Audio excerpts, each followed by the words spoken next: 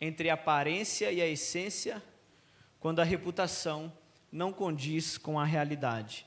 Diz assim o texto da palavra de Deus: ao anjo da igreja em Sardes escreva: estas são as palavras daquele que tem os 7 Espíritos de Deus e as 7 estrelas. Conheço as suas obras. Você tem fama de estar vivo, mas está morto. Esteja atento, fortaleça o que resta e que estava para morrer, pois não achei suas obras perfeitas aos olhos do meu Deus. Lembre-se, portanto, do que você recebeu e ouviu. Obedeça e arrependa-se. Mas se não estiver atento, virei como um ladrão e você não saberá a que hora virei contra você. No entanto, você tem aí em Sardes uns poucos que não contaminaram as suas vestes. Eles andarão comigo vestidos de branco, pois são dignos. O vencedor será igualmente vestido de branco. Jamais apagarei o seu nome no livro da vida, mas o reconhecerei diante de meu Pai e dos seus anjos. Aquele que tem ouvidos, ouça o que o Espírito diz às igrejas. Deus bendito, Pai de amor, nós pedimos o auxílio do Teu Espírito Santo, que nos ajude a entender o texto, nos ajude a entender as lições e as verdades por detrás dessa leitura que nós fazemos. Que o Senhor aplique essas verdades espirituais ao nosso coração e que nos dê antídoto, vacina contra tudo aquilo que está ameaçando a igreja de Sardes, que o Senhor possa prevenir também a igreja de Mesquita quanto a isso. Essa é a nossa oração nessa noite. Fale conosco pela Tua palavra, em nome de Jesus. Amém.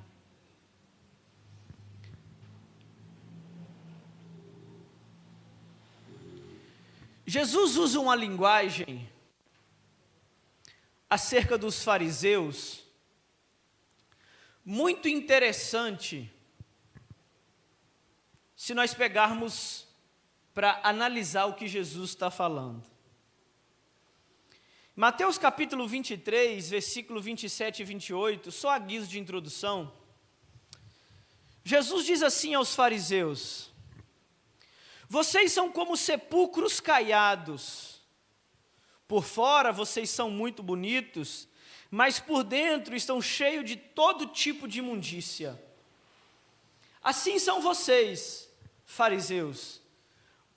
Por fora parecem justos aos povos, mas por dentro estão cheios de hipocrisia e de maldade. Sepulcros caiados. Que elogio é esse que Jesus está fazendo aos fariseus? Na verdade, não é elogio coisa nenhuma. Isso aqui é uma forma refinada de denegrir alguém. Claro que Jesus jamais usaria palavras de baixo calão, mas Jesus, quando ele tem que colocar alguém no lugar, ele usa as palavras sabiamente escolhidas. E com os fariseus nessa situação foi exatamente assim.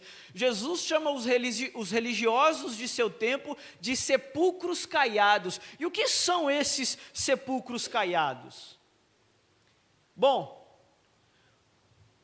conta-se que na tradição das festas judaicas, as pessoas faziam peregrinação para a cidade santa, para a cidade do templo, para irem adorar a Deus. Os túmulos, em períodos de festas, eram pintados de cal branco, uma espécie de tinta, para que o túmulo ficasse bem visível, reluzente, e os judeus não tropeçassem em alguns túmulos pelo caminho, para que eles tivessem contato com restos mortais e se tornassem impuros segundo a lei de Deus. Para que os judeus não tropeçassem naqueles túmulos, naqueles sepulcros, aqueles buracos aonde se enterravam corpos em decomposição, os homens pintavam aqueles sepulcros de cal. E o sepulcro caiado, pintado a cal, ele era visto de longe para as pessoas desviarem e não se contaminarem nele. Só que a imagem que Jesus está usando aqui de um sepulcro caiado, um sepulcro pintado, um sepulcro bem visto, é um tanto quanto contraditória, porque o sepulcro caiado ou os túmulos pintados são referências a algo que é muito bonito por fora, mas que por dentro contém podridão. Sepulcro caiado é uma espécie de analogia a algo que tem uma aparência externa muito agradável, mas se você colocar a mão, se você experimentar da sua internalidade, se você pesquisar um pouco para ver o que tem além daquela pintura e daquela maquiagem, você vai ver que é só maldade, hipocrisia e podridão.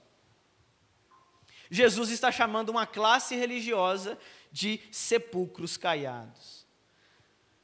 De longe, quando as pessoas veem vocês parecem até limpos, bem cuidados, bonitos, cheirosos, mas todos sabem que isso não passa de uma vestimenta que você coloca, de uma maquiagem que você reboca, de uma tinta, uma estrutura, uma capa que você se esconde atrás. Você tem aparência de que está bonito, mas dentro de você está cheio de corrupção e morte. Jesus está dizendo a um grupo religioso que eles construíram uma fachada religiosa impecável. Quem olha de fora para eles, vê que são homens de Deus, são ilibados, roupas perfeitas, caráter aprovado, mas quando lidam com eles no seu comportamento, seus corações estão espiritualmente mortos. E essa é a imagem de um fariseu. Aparência espiritual, porque fazem oração em público, jejuns visíveis, dominam toda a lei, mas tem uma essência desaprovada, tem uma essência reprovada, tem uma essência que fere o caráter de Deus, porque Deus não se impressiona com aparência, Deus é Deus que sonda mentes e corações.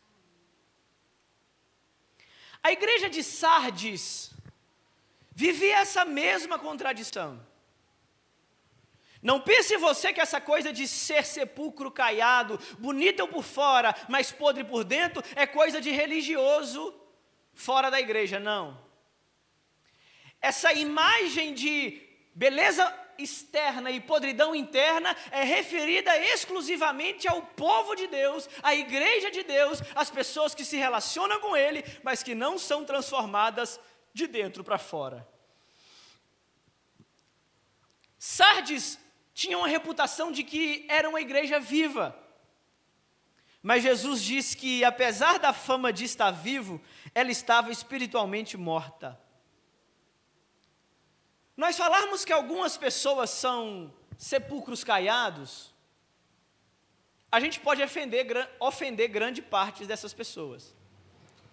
Mas a gente dizer que uma igreja ela só vive de fachada, você está ofendendo muitas pessoas. E o que Jesus está dizendo aqui a Sardes é justamente isso. As pessoas à sua volta, a sociedade que olha para vocês, que não entram dentro dos seus templos, sabem ou acham que vocês estão vivos, uma comunidade viva, uma comunidade vibrante, estão presentes nas redes sociais, nas atividades da cidade, mas internamente, o que tem dentro de vocês é realidade de morte e falta de vida verdadeira. O alerta de Jesus aos fariseus e também à igreja de Sardes ecoa até hoje. Ninguém que ouse a se relacionar com Deus deveria começar a sua transformação pelo lado de fora, para tentar impressionar aqueles que estão à nossa volta.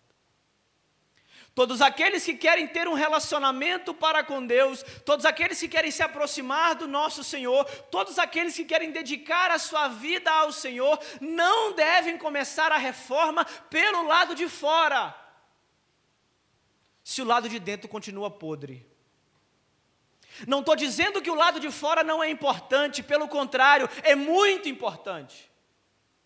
Nós precisamos estar bem arrumados, bem alinhados, bem aparentados, bem apresentáveis. Nós precisamos ser pessoas que as outras pessoas olham para a gente e veem a aparência.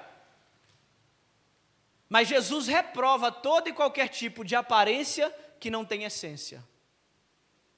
Se nós devemos ter aparência, nós precisamos ser equiparadamente saudáveis pelo lado de dentro.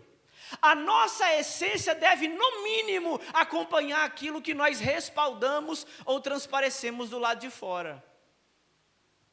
Então, se nós queremos mostrar ser alguma coisa, que essa reforma comece pelo lado de dentro, porque aí assim uma aparência externa terá valor. Quando que aquilo que eu visto terá valor? Quando aquilo que você é do lado de fora refletir naturalmente o que o Espírito gerou aí do lado de dentro. Deus não se impressiona com fachadas. Deus não se impressiona com aparência. Porque a aparência pode ser muito bem trocada com a maquiagem. Deus está interessado mais na essência, mas Deus também não abre mão da aparência. Versículo de número 1 que nós acabamos de ler diz o seguinte, e ele é exatamente o diagnóstico que Cristo faz acerca dessa igreja. Ele diz assim: essas são as palavras daquele que tem os 7 Espíritos de Deus e as 7 estrelas. Você que já acompanha a pregação desde o primeiro domingo de Apocalipse, sabe que quando ele se trata de 7 Espíritos de Deus, ele está falando da completude, da plenitude do Espírito de Deus, que o número 7 aqui em Apocalipse simboliza o número da perfeição, o número da completude, o número inteiro. Então, aquele que está falando essas palavras é aquele que tem o Espírito de Deus, mas não só tem o Espírito de Deus, ele também tem as 7 estrelas. Nós vimos também no capítulo 1 que as 7 estrelas aqui são as autoridades espirituais sobre as igrejas. Cada igreja é representada como um candelabro de ouro e cada anjo da igreja é representado como um mensageiro, um protetor, um guardião daquela igreja. Quando Jesus diz que ele tem os 7 Espíritos de Deus e as 7 estrelas na mão, ele está dizendo que aquele que está falando é quem detém autoridade sobre o mundo espiritual e tem autoridade para falar com a igreja, porque ele enxerga não só a aparência, mas ele também enxerga o Espírito. Conheço as suas obras. Você tem fama de estar vivo, mas está morto. Que coisa, hein? Os mais nerds presentes aqui, muito provavelmente já devem ter assistido séries de apocalipse zumbi. E o que é um zumbi? Um zumbi é alguém que diagnosticadamente está morto, mas que visivelmente caminha como se estivesse vivo. Os zumbis são pessoas que morreram, foram enterradas, entraram em decomposição, mas por algum fenômeno nessas séries apocalípticas, eles voltaram a ter força e andam como se estivessem vivos, mas todos sabem que são mortos. É claro que isso é coisa de ficção, claro que isso é coisa de produção da mente, cinematográfica, efeitos visuais, entre outras coisas. Mas Jesus está dizendo que essa igreja era uma igreja zumbi. Igreja zumbi é essa que parece que está viva, mas já morreu tem muito tempo.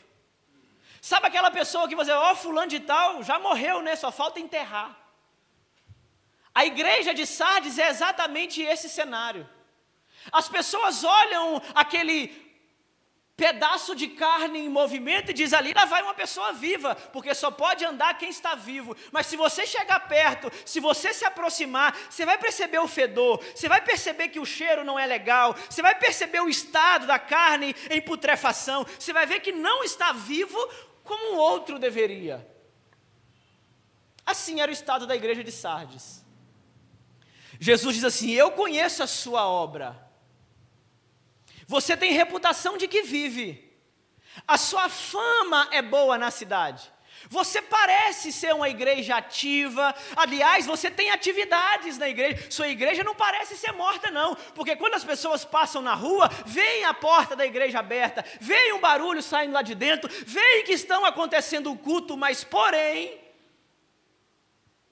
nem todo exercício, atividade ou movimento é símbolo de vida, zumbis também se movimentam, mas estão mortos. Que palavras duras de Jesus para uma igreja, hein? Jesus está dizendo a uma igreja que a sua aparência está enganando a sociedade. E quando aqueles que se encantam pela aparência se aproximam daquela igreja, eles vão embora por causa da sua essência. Igreja de aparência, você conhece por aí? Pessoas de aparência, você conhece algumas? Você olha na rede social da pessoa e dá inveja santa, né?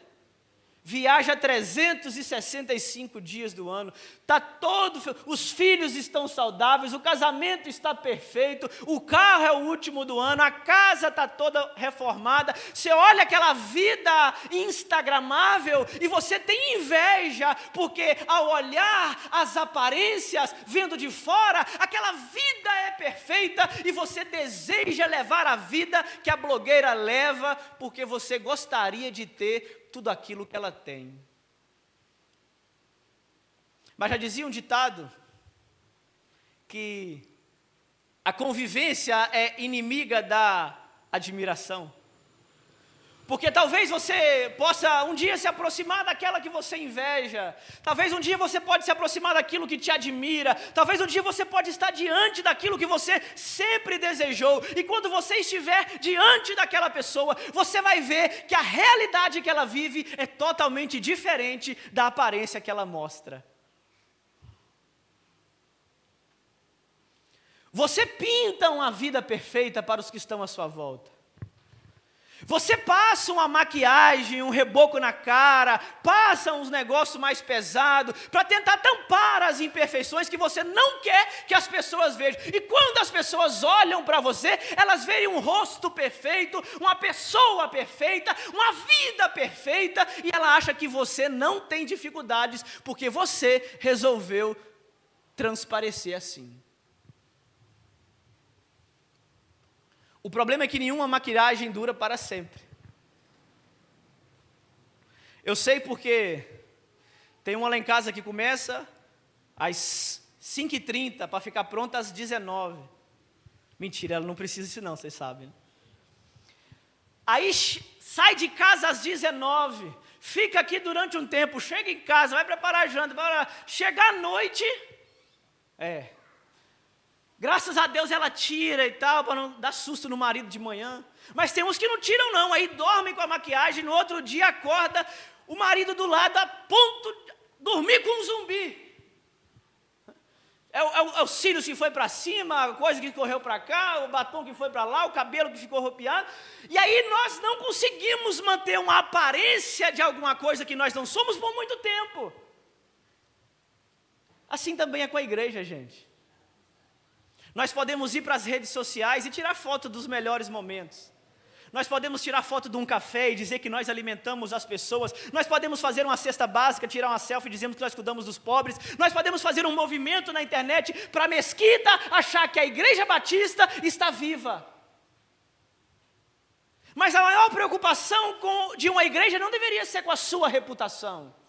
Não deveria ser o que os outros de fora pensam dela, não deveria ser do testemunho alheio daqueles que estão lá, mas a maior preocupação de uma igreja deveria ser o testemunho interno de uma igreja, de como ela cuida dos seus que estão dentro, porque os que estão dentro bem cuidados vão trazer outros que estão fora para serem bem cuidados. O problema é quando a igreja vive de aparência e as pessoas são até atraídas para ela, visitantes são recorrentes, mas eles entram, ficam, conhecem e vão embora. Por que isso acontece? O que está destoando entre o nosso discurso e a nossa prática? O que nós estamos aparentando ser quando na realidade não somos? Jesus está corrigindo uma igreja que se preocupa mais em mostrar que é do que ser. Jesus está lidando com o problema de pessoas que zelam pela sua reputação, mas não zelam igualmente pela sua realidade. Vocês querem ser bem vistos aos olhos da sociedade, mas internamente vocês são podres. Igreja de Sardes. Vocês têm fama, reputação, vocês zelam pelo nome de vocês. Não vamos fazer isso aqui na nossa igreja. O que eles vão pensar de nós se verem isso? Mas estão mais preocupados com a reputação do que a ação que nós estamos fazendo para alguém que está sendo beneficiado. Então é mais importante parecer ser do que ser. É mais importante que as pessoas vejam que nós somos uma igreja séria do que ser uma igreja séria. É mais importante transparecer de que nós somos acolhedores, que nós somos amorosos, que nós somos caridosos, do que ser e não parecer.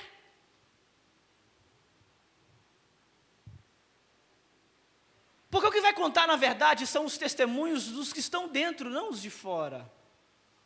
Porque não adianta a gente perguntar e fazer uma pesquisa na rua, o que vocês acham da Igreja Batista de Mesquita, e você, não, pelo que eu conheço, é que eu vejo do Instagram, eu passo lá, tem trabalho para as crianças e tal, mas e aí, você já foi lá? Não, eu nunca fui, porque as pessoas que saíram de lá falaram que lá não é um bom lugar, e aí a pergunta que fica, qual o testemunho que vai valer? Aquele que nunca veio visitar, ou aquele que visitou e foi embora?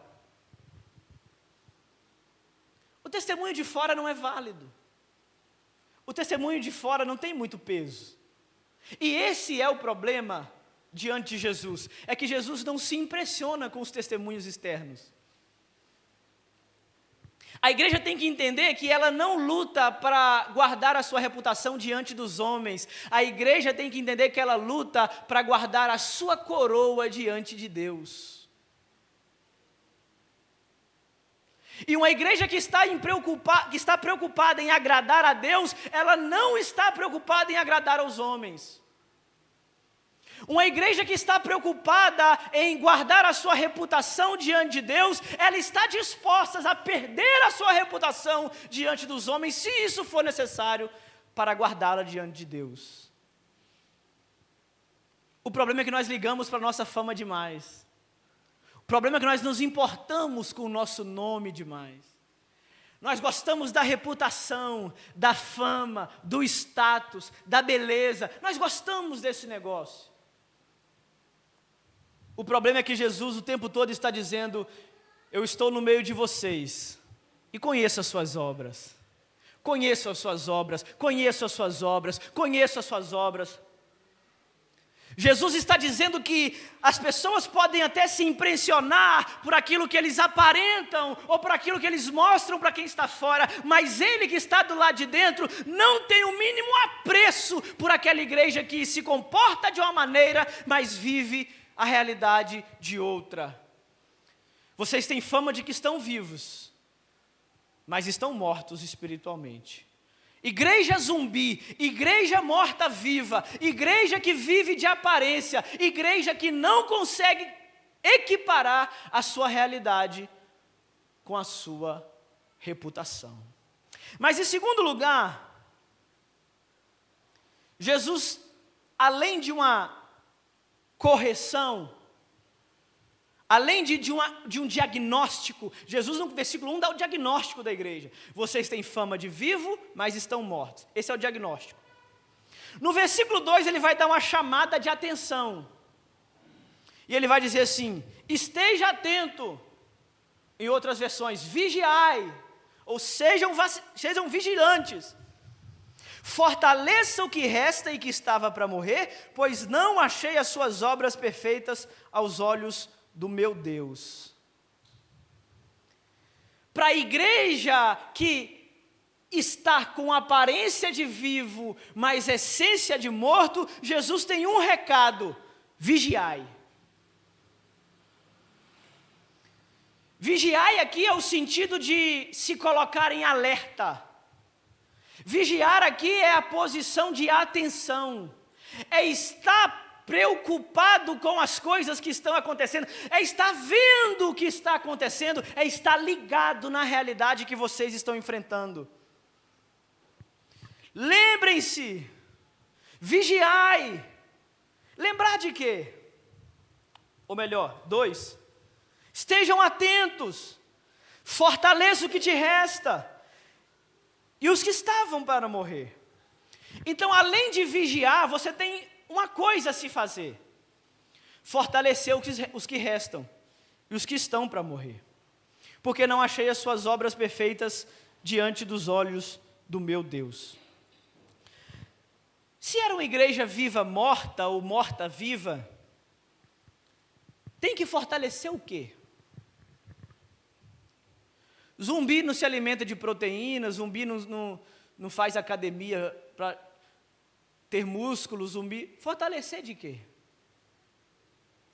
A ideia aqui de fortalecer o que resta e que estava para morrer é justamente a ideia do capítulo 4, no versículo 4, que ele diz: ainda há uns poucos no meio de vocês que não contaminaram as suas vestes, portanto, vigie e fortaleça eles. Eu sei que nem todos nessa igreja morta, Jesus está dizendo, estão mortos. A igreja, majoritariamente, o saco de laranja tem mais laranjas podres do que boas. Mas as laranjas podres ainda têm uma responsabilidade: não deixar que as laranjas boas se contaminem. Tire elas, fortaleça elas, guarde elas antes que elas morram. Porque no caminhar da carruagem, até aqueles que são saudáveis vão adoecendo. Na medida que uma igreja vai declinando, até aqueles que nunca desviaram, que nunca abalaram na sua fé, começam a se abalar. Meu Deus, o que aconteceu com essa igreja? Meu Deus, o que aconteceu com esse povo? Meu Deus, o que aconteceu com essa cidade? A gente via esses bancos lotados e agora eles vão diminuindo cada vez mais. O que está acontecendo? Os crentes que têm firmeza na fé, firmeza na verdade, também duvidam quando olham para a sua volta e só veem morte ao invés de verdade. Porque as pessoas na rua passam e falam: você é da igreja de Sardes? Sou. Ah, que igreja potente, que igreja viva. Eu vejo lá os stories do Instagram, que igreja bacana. Mas ele que está lá dentro internamente vê as pessoas dizendo isso, mas sabe que a realidade que eles vivem lá dentro é totalmente diferente daquela que é mostrada. Porque aquilo que a igreja realmente deve ser não é instagramável. Que é socorrer alguém, que é ir no hospital, que é fazer uma oração, que é acompanhar um irmão, que é dar assistência a um outro, que é juntar, isso não dá like. Não é instagramável a igreja, não é acontecendo da maneira como ela deve acontecer, um caminhando com o outro, um andando ao lado do outro, ninguém andando sozinho e deixando o outro para trás, todos avançando junto, e assim que a igreja deveria ser. Mas vocês não vigiaram. E tem alguns aí que estão para morrer, então fortaleçam. Porque as suas obras não estão perfeitas. Perfeitas aqui não é o sentido de sem pecado, mas é o sentido de incompletas, superficiais. As suas obras são imperfeitas, porque Deus não aprova aquilo que vocês fazem. É possível fazer uma coisa em nome de Deus e essa coisa ser reprovada pelo próprio Deus. É possível nós vivermos a vida de uma tal maneira e batermos no peito dizendo que estamos vivendo a vida para a glória de Deus, mas Deus lá de cima olhando: não achei as suas obras perfeitas diante de mim. É totalmente possível. Porque o primeiro passo para a restauração espiritual de uma igreja ou de alguém não é reformar a fachada a qual as pessoas olham e queiram entrar, mas é justamente acordar interiormente e começar a tratar a raiz daquilo que estragou o lado de fora. Se nós queremos uma reforma espiritual, se nós queremos um reavivamento espiritual, nós não podemos começar de fora para dentro, mas nós devemos começar no coração do problema. E o coração do problema sempre é o nosso coração. O coração do problema é sempre aquilo que está dentro de nós. O coração do problema é sempre aquilo que está do lado interno. Jesus diz assim, certa feita, no seu evangelho, não é aquilo que entra que contamina o homem, mas é aquilo que sai na boca, porque a boca fala daquilo que o coração está cheio. Você quer saber se alguém é saudável? Você quer saber se alguém é espiritual? Você quer saber se alguém é crente de verdade? Observe ele por longos tempos. Não 1h30 de culto, é muito fácil. Não 2 horas sentado lá. Aqui na igreja todo mundo parece santo. Mas vai conversar com ele. Observe suas palavras, veja o que sai de dentro, vê se não tem só aparência, vê se isso não é uma maquiagem que ele pinta no domingo, vê se isso não é uma casca de super espiritual, porque uma hora ou outra ninguém conseguirá manter uma maquiagem por muito tempo, e isso vai começar a derreter, isso vai começar a descer, e quando começar a revelar, então você estará perto para saber quem é quem de verdade, e qual é a vida que existe por detrás daquela capa. Por isso que Jesus conhece a sua igreja, por isso que Jesus caminha no meio da sua igreja, porque uma hora ou outra nós tiramos a máscara, uma hora ou outra nós tiramos a capa, quando a maquiagem é retirada, Cristo nos conhece e Ele não aceita a gente pintar uma cara diferente da nossa realidade. Vocês precisam fortalecer os que restam, porque senão até os que têm de bom aí vai virar ruim. Como que eu vou fazer isso, Jesus? Como que eu vou preservar os poucos que ainda restam? Versículo 3, o caminho da restauração. Lembre-se do que você recebeu e ouviu. Obedeça e arrependa-se. Caminhos da restauração. Se uma igreja que foi diagnosticada com síndrome de zumbi, tem fama de que está vivo, mas a realidade é de que está morta, Jesus diz a essa igreja, vigiem, porque vocês vão acabar de matar os que estão vivos dentro de vocês. E para vocês restaurarem, não só os que estão para morrer, mas para trazer vida novamente para vocês, façam o caminho da restauração. E qual é esse caminho? Primeiro passo no caminho, lembrar. Lembre-se, portanto, lembre-se do passado, lembre-se do que vocês ouviram, lembre-se do que vocês receberam, lembre-se do evangelho genuíno, lembre-se das bases sólidas que foram fundamentadas, lembre-se de onde vocês foram plantados, lembrem-se do início.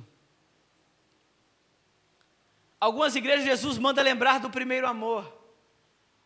Aqui Jesus manda lembrar daquilo que foi ensinado a eles. Vocês estão vivendo uma realidade que vocês até sabem o que vocês devem fazer, mas vocês não conseguem fazer o que sabem que tem que fazer. Então vocês precisam parar e lembrar. E o que é essa parada para lembrança? É o que nós fazemos hoje de manhã.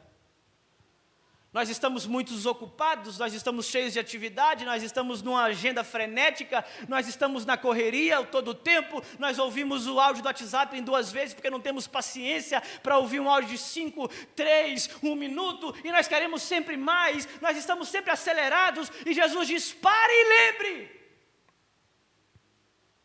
Por que eu preciso parar para lembrar? Porque na vida corriqueira você se esquece. Se esquece de quê, Jesus? Se esquece da verdade que você tem que levar. Se esquece da essência que você tem que ser. Você mantém uma aparência que não condiz com a essência. Você precisa lembrar de quem você era no princípio. Lembre-se do que você ouviu e do que você recebeu. Não aceite outro evangelho além do que você ouviu e além do que você recebeu. Não troquem a coroa que vocês receberam e vocês ouviram por nada nesse mundo. Lembre-se. Mas não é só lembrar que funciona no processo da restauração. Você precisa lembrar do que você recebeu e ouviu, mas você precisa também obedecer. Lembrar de algo pode está intrinsecamente ligado a você, as suas boas memórias, ao que você fez de bom, e você gostar disso, e ter prazer naquilo, e você lembra porque você gostou. É uma memória boa, não é um trauma, não é um bloqueio, é uma memória gostosa. Mas você pode simplesmente ter aquela memória, lembrar de fazer alguma coisa, mas na hora de fazer, não fazer. Hoje eu tinha que trazer os talentos para dar para as crianças. De manhã eu lembrei. Mas se eu trouxe os talentos, pastor? Não. Por que não trouxe? Porque quando eu lembrei, eu não pratiquei. Quando eu lembrei, eu não peguei eles e coloquei dentro da Bíblia. Quando eu lembrei, eu não peguei eles e coloquei no sofá, onde eu coloco o tablet e a Bíblia. Quando eu lembrei... Então não adianta só lembrar. Porque tem coisas que nós sabemos. Tem coisas que nós lembramos. Mesmo sabendo e mesmo lembrando, não obedecemos. Nós somos assim.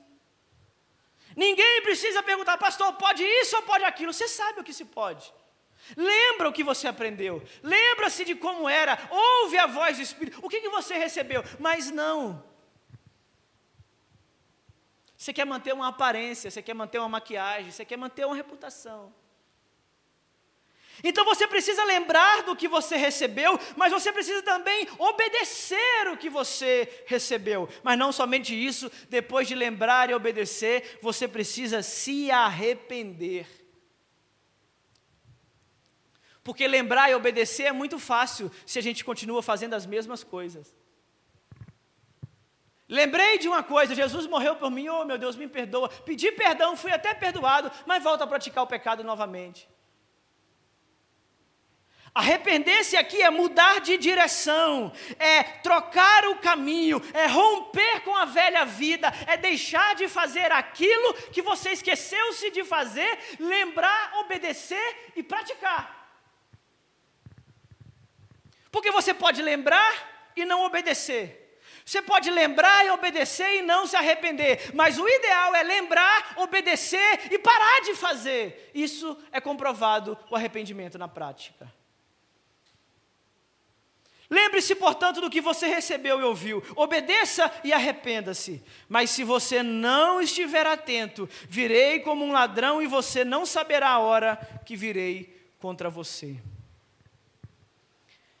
Esse termo aqui, virei como um ladrão, revela muito a realidade da igreja localizada na cidade de Sardes. Sardes era uma cidade que funcionava como uma espécie de quartel, de exército. Ali estavam as fronteiras do Império Romano e Sardes era a guardiã, ela é que vigiava os portões para não deixar os inimigos invadirem o império. O exército se localizava na cidade de Sardes. Sardes era uma cidade que estava em constância vigilância. Sardes era uma cidade que estava preparada para o combate. Mas Sardes era uma cidade que já tinha sido destruída desprevenidamente 2 vezes. Porque quando cochilaram, o inimigo chegou. E Jesus está usando essa memória cultural da cidade para transmitir uma mensagem à igreja. Se vocês não vigiarem, eu virei a vocês como ladrão. E vocês não saberão a hora que eu virei contra você. Em outra passagem do Evangelho, Jesus diz assim: se o homem de casa soubesse a hora que viria o ladrão, ele vigiaria, não dormiria, e não deixaria o ladrão entrar dentro da sua casa. Por isso ele assemelha a sua volta como a de um ladrão. Ladrão para quem? Para aqueles que não vigiam. Porque o ladrão só vem naquela hora que nós não esperamos, mas é impossível pegar de surpresa alguém que está esperando o tempo todo. É impossível surpreender alguém que já estava planejando aquilo. É impossível pegar de surpresa aqueles que estavam esperando, orando, ansiando para aquilo. Se Jesus vai vir como ladrão para uma igreja, a única alternativa é que aquela igreja já tinha perdido a esperança de Jesus voltar há muito tempo. Porque como pode vir Jesus como um ladrão para a igreja? Para a igreja ele não é um ladrão, para a igreja ele é um noivo. Nós não somos guardiões de uma casa que estamos nos defendendo contra ele. Nós somos uma noiva apaixonada, esperando o noivo vir ao seu encontro. O problema é que aqueles que não se identificam como noiva mais, eles esperam que Jesus não vem mais como o seu guardador, o seu salvador, mas ele pode vir como um salteador. E a expectativa da igreja que tem Jesus como um ladrão, meus irmãos, é a pior possível. Porque Jesus diz: eu não virei para resgatar vocês, eu virei contra vocês. Estar do lado de Jesus é uma coisa, estar do outro lado contra Jesus é outra coisa bem diferente. Lembrem-se, obedeçam e arrependam-se. Mas se vocês não se arrependerem, eu virei como um ladrão, e vocês não saberão a hora que eu virei contra vocês. Vocês precisam entender que aqueles que estão lembrando, obedecendo e se arrependendo, estão de um lado da noiva de Jesus. Mas aqueles que não estão lembrando, não estão obedecendo e não estão se arrependendo, estão do outro lado que está contra Jesus. E de um lado nós temos vitória, do outro nós temos certeza que o outro lado terá vitória. É entrar em campo para perder. É igual a equipe adversária contra mim na gincana. É entrar para perder. A Marilda gostou. A Shirley não gostou, não.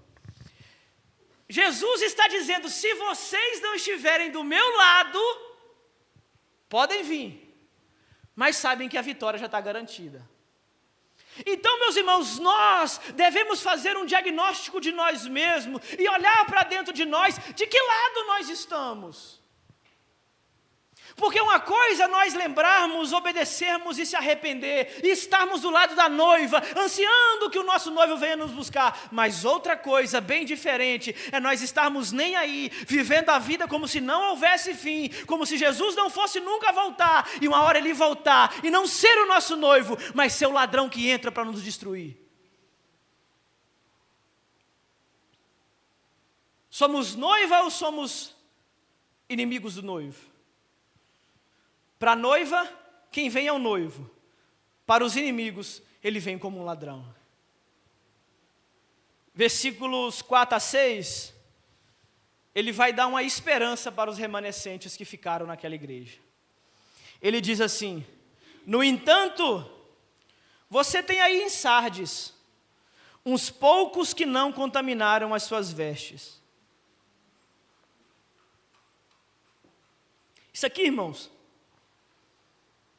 ele diz assim: eles andarão comigo vestidos de brancos porque são dignos. A única motivação para uma igreja ainda estar de pé é que, por maior que seja o número de laranjas podres que habitam dentro daquele saco, ainda, se houver uma saudável, Jesus zelará por ela. Aquela igreja tinha fama de estar viva, mas espiritualmente estava morta. Mas por causa de alguns, Jesus ainda estava tratando aquela igreja. Jesus poderia ter deixado a igreja já morreu. Se está morrendo, o que a gente faz? Leva para a UTI, leva para o pronto-socorro, leva para a emergência. Mas se já morreu, o que nós fazemos? Pode chamar a funerária. Mas Jesus está dizendo que nesse caso, até a morte, ainda há resquício de vida, não por causa do corpo que já padeceu, mas por causa de Jesus, que tem poder para fazer ressuscitar o corpo. Ele diz: essa igreja está sem requisitos de vida, essa igreja está fedendo a morte. Se nós cavarmos aí, vamos encontrar ossos podres, mas ainda no meio de vocês há alguns que estão vivos e não experimentaram da morte. Eles não contaminaram as suas vestes, eles permaneceram fiéis, eles guardaram a palavra e a promessa, eles estão com as suas vestes brancas.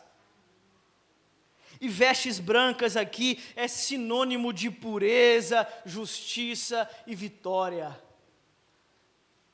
Eles estão preparados para o encontro, eles estão aguardando o casamento acontecer, eles estão prontos para quando o noivo chegar, porque eles não sujaram, eles não trocaram, eles não mudaram de vestes, eles estão com a mesma roupa preparada para o encontro do noivo com a noiva. A esses então andarão comigo, porque eles são dignos. Andar com Deus aqui é uma comunhão íntima para todos sempre, que nós gostaríamos de ter sem precedentes. Versículo 5 ele diz: o vencedor será igualmente vestido de branco. Dentre os remanescentes, nós temos os que não contaminaram as suas vestes, e nós temos os que irão ser vestidos de branco. Há um corte aqui. O que isso significa espiritualmente para nós? Que dentro dessa igreja que tinha fama de que estava viva, mas tinha realidade de morta, havia crentes que estavam prontos, maduros espirituais, aguardando a volta de Cristo, mas existia crentes vacilantes, que estavam um pé na igreja e um pé no mundo, e Cristo ainda dizia: se vocês vencerem, serão vestidos como aqueles outros. Porque Jesus não está mandando aqueles que estão divididos para fora. Jesus não está jogando na lata de lixo aqueles que estão divididos. Aqueles que estão indecisos, aqueles que estão vacilantes, aqueles que estão com pés escorregadios, não sabe se vem para o culto no domingo ou se vai para a balada no sábado, não sabe se vem para o culto no domingo ou se vai para outro lugar na segunda. Nós não sabemos o que nós queremos, e Cristo está mandando uma mensagem para esses que estão vacilantes: se vocês vencerem, se vocês lembrarem, se vocês obedecerem, vocês também serão vestidos de branco, vocês terão a roupa nova para vocês estarão comigo para todo sempre, andarão comigo, porque serão dignos da roupa branca como a neve.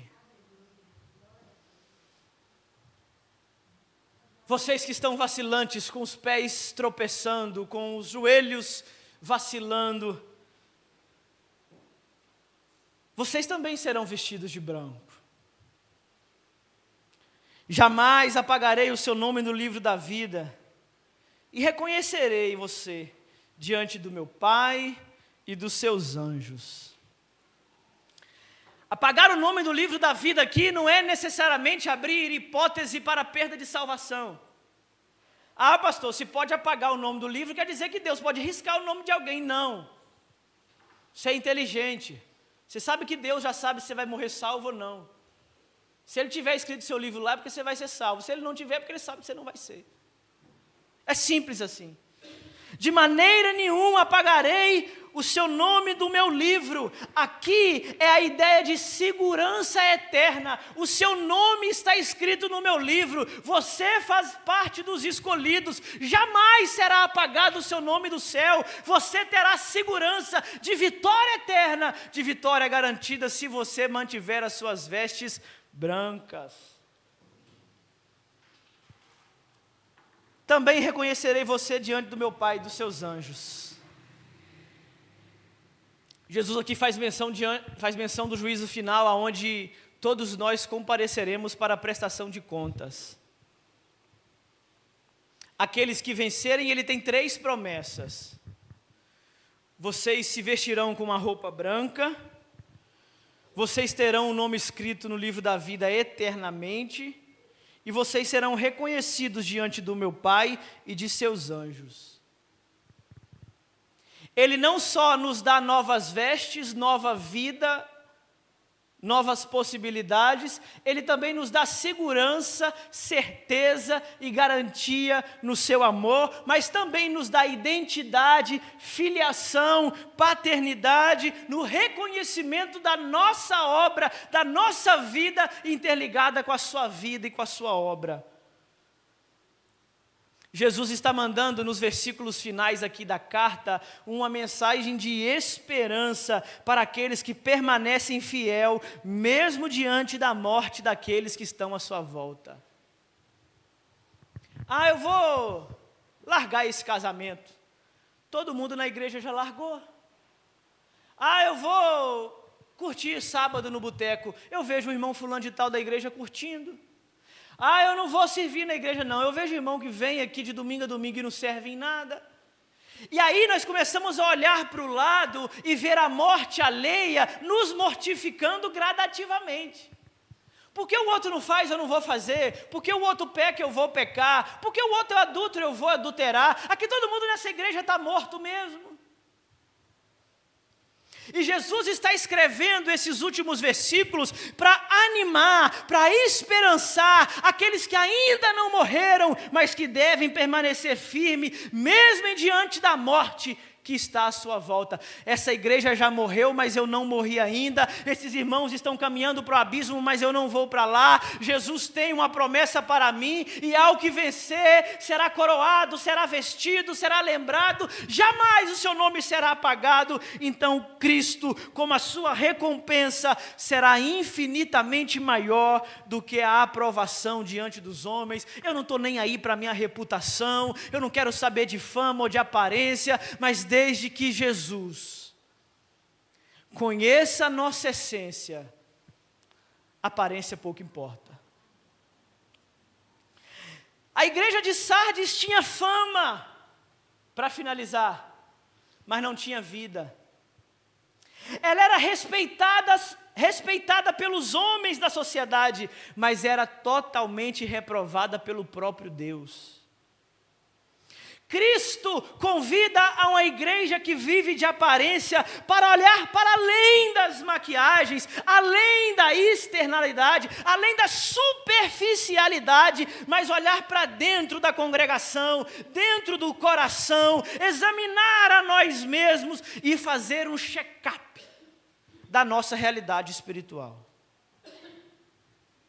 Talvez você olhe para as pessoas que estão do seu lado de fora, ou talvez as pessoas de fora olhem para você e dizem, não, está tudo bem, vejo que você vai de domingo ali, de domingo a domingo, vejo que você leva os seus filhos na EBD, vejo que você está compromissado com a igreja, a sua reputação é boa, é uma crente, é uma batista, é uma serva de Deus.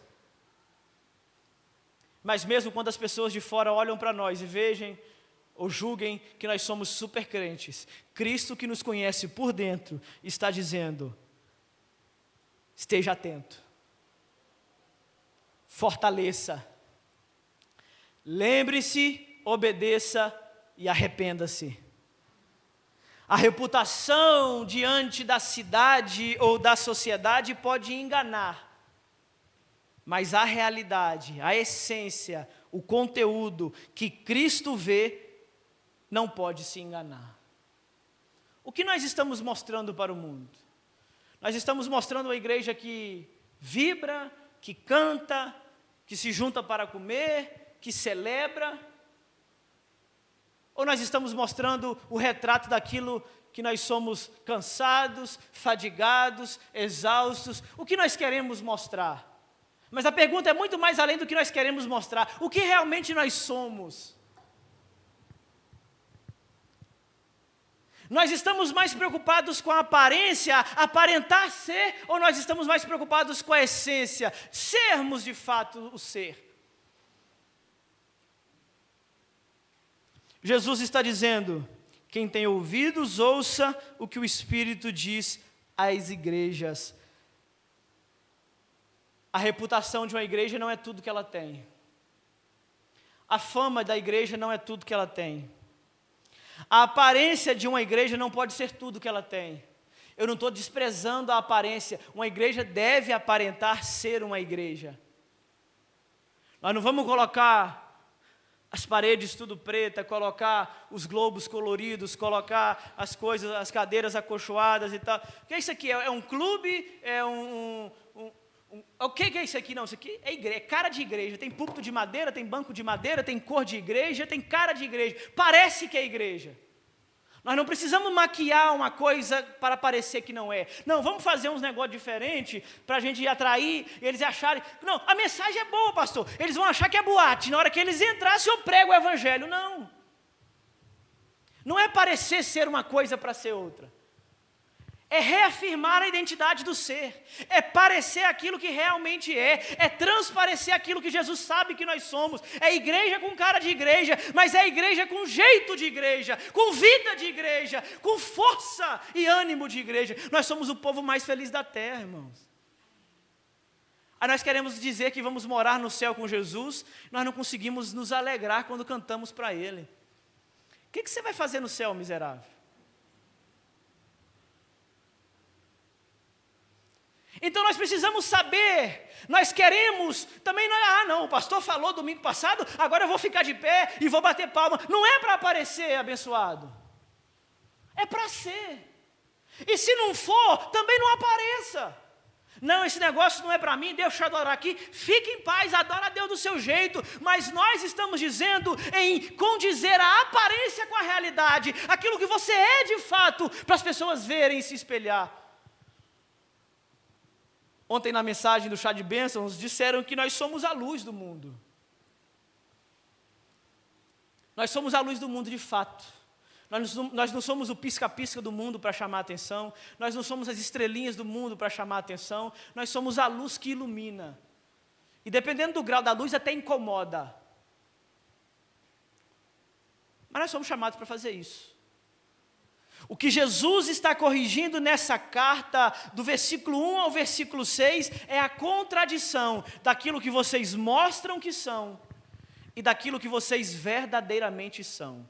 A pergunta final que eu queria deixar para vocês é: que igreja nós queremos ser?